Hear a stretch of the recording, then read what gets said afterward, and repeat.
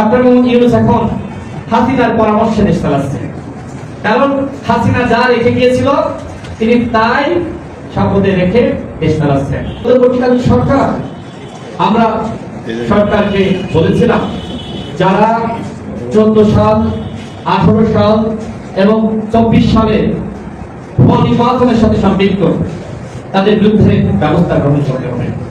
ওই সকল DC, SP, YONO যারা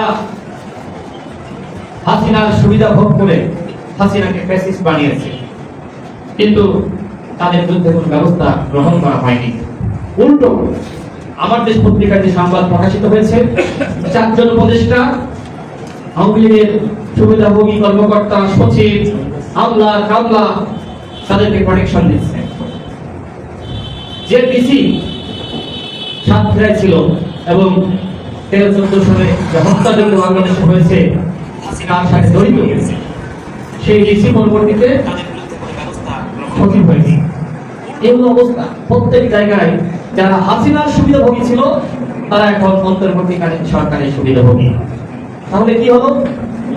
পরিবর্তন কোথায় হলো?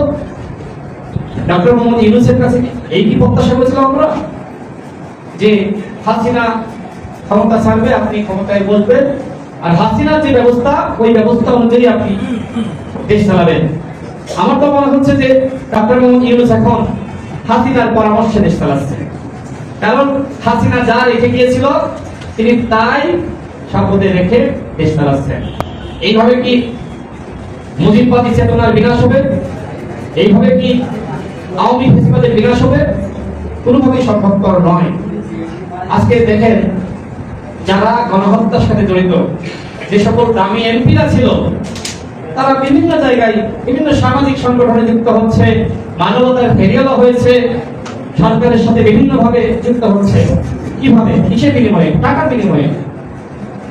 তাদের কাউকে কাউকে জামিন দিচ্ছে, বিভিন্ন জায়গায় বসাচ্ছে। এটা কি গণঅভ্যুত্থানের চেতনা? এই গণঅভ্যুত্থানের চেতনাকে ধারণ করার জন্য 2000 মানুষ জীবন দিয়েছে, 30,000 মানুষ আহত হয়েছে। সরকার 1 বছরে এখনো পর্যন্ত গণঅভ্যুত্থানের চেতনা ধারণ করতে পারে না।